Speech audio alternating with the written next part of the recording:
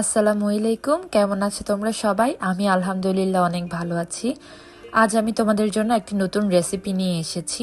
আজকে আমি তৈরি করে দেখাবো তোমাদেরকে কাতলা মাছের মুড়ি ঘন্ট। প্রথমেই আমি মুগ ডালকে ভালোভাবে ভেজে নিয়েছি, ভেজে আমি পানি দিয়ে ভিজিয়ে রাখলাম। অন্যত্র আমি কাতলা মাছের মাথাকে হলুদ আর লবণ দিয়ে সিদ্ধতে দিয়ে দিলাম।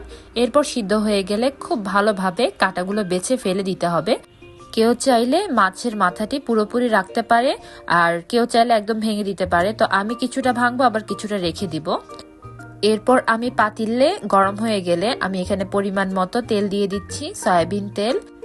এরপর পরিমাণ মতো আমি পেঁয়াজ দিয়ে দিলাম, আর পেঁয়াজের মধ্যে দিয়ে দিলাম কিছু কাঁচামরিচ। কাঁচামরিচ যার যার ঝাল অনুযায়ী দিতে পারবেন। এরপর আমি খুব ভালোভাবে এই পেঁয়াজ আর কাঁচামরিচ নেড়ে চেড়ে এগুলোকে হালকা একটু ব্রাউন কালার করে নিব। এই পর্যায়ে আমি দিয়ে দিব কিছু তেজপাতা, কিছু এলাচি, লং আর দারুচিনি। এরপর ভালোভাবে এগুলো আমি ভাজা করতে থাকবো যতক্ষণ না পর্যন্ত খুব ভালো একটি স্মেল বের না হয়ে যায়।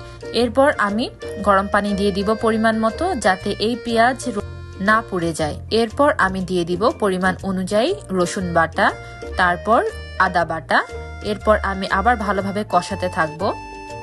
এই পর্যায়ে দিয়ে দিলাম আমি স্বাদ অনুযায়ী লবণ। এরপর দিয়ে দিব আমি লাল মরিচের গুঁড়ো পরিমাণ অনুযায়ী। এরপর দিচ্ছি আমি হলুদ গুঁড়ো।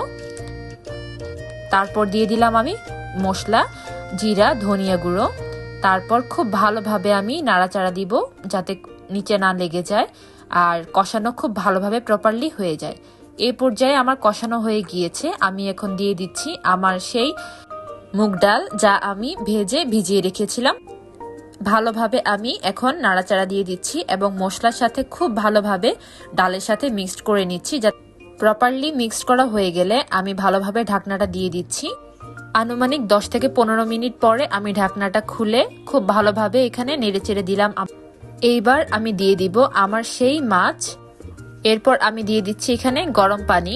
চেষ্টা করবেন আপনারা সবাই গরম পানি ইউজ করার জন্য, কারণ তরকারিতে গরম পানি দিলে তরকারির স্বাদ অনেকাংশেই বেড়ে যায়। তো এই পর্যায়ে আমি আমার পরিমাণ অনুযায়ী গরম পানি দিয়ে ভালোভাবে নেড়ে আমি আবার ঢাকনা দিয়ে রাখবো যতক্ষণ না পর্যন্ত ভালোভাবে কুক না হয়। এর মাঝখানে আমি অনেকবার নেড়ে চেড়ে ভালোভাবে কুক হওয়া পর্যন্ত অপেক্ষা করেছি। আর এই যে এখন আমার মুগ ডালের মুড়িঘণ্ট কিন্তু একদম রেডি হয়ে গিয়েছে। এই যে কাতলা মাছের মুড়িঘণ্ট। তবে আমি এখানে মাথাটি অ্যাভয়েড করেছি। তোমরা চাইলেই ট্রাই করে দেখতে পারো। আশা করি ইনশাল্লাহ তোমাদেরও ভালো লাগবে। আল্লাহ হাফেজ।